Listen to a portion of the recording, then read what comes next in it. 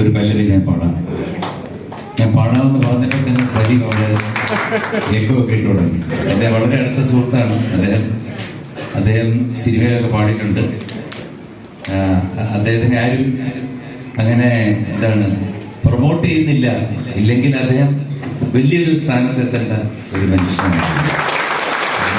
ഞാൻ അദ്ദേഹത്തിൻ്റെ പാട്ടുകൾ മിക്കവാറും എൻ്റെ ഫംഗ്ഷൻ എന്തുണ്ടെങ്കിലും ഞാൻ അദ്ദേഹത്തിനെ വിളിക്കാറുണ്ട്.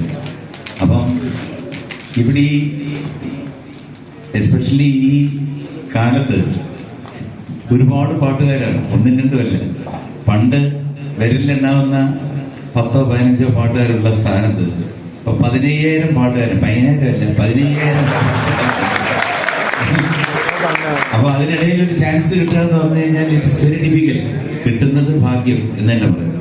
ഇപ്പൊ തന്നെ നിങ്ങൾ കണ്ടല്ലേ എൻ്റെ കൂട്ടുകാരെന്ന് പറയുന്നത് ഇവിടെ ഇരിക്കുന്ന ചിമിട്ടുകൾ.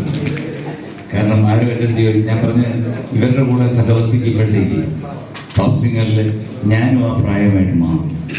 പക്ഷെ ഞാൻ ഒരുപാട് വയസ്സൊന്നും കേൾക്കുന്ന 45 വർഷമായി ഞാനിവിടെ ഇന്ത്യയിലിരിക്കുന്നു. പക്ഷേ ജോർജ് സാറ് പറയുന്നതല്ല കേട്ടോ, 45 വർഷമായി. അതല്ല, വിനയപൂർവ്വം പറയാണ്. ഇവരെയൊക്കെ എനിക്ക് പേടിയാ.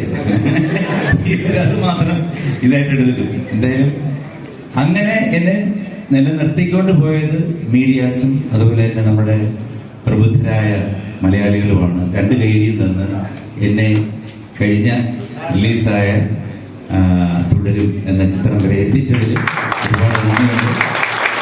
ഇനിയും തുടർന്ന് എന്ന് ഞാൻ പ്രാർത്ഥിക്കുന്നു. എന്തായാലും 4 പേര്. നിലാവിന്റെ നീലഭസ്മ കുറിയണിഞ്ഞവളെ, കാതിലോല കമ്മലിട്ട് കുണുങ്ങി നിൽപ്പവളെ, ഏകപൂർവ തപസ്സിനാൽ ഞാൻ സ്വന്തമാക്കി രാഗലോല പരാഗ സുന്ദര ചന്ദ്രമുഖബിംബം.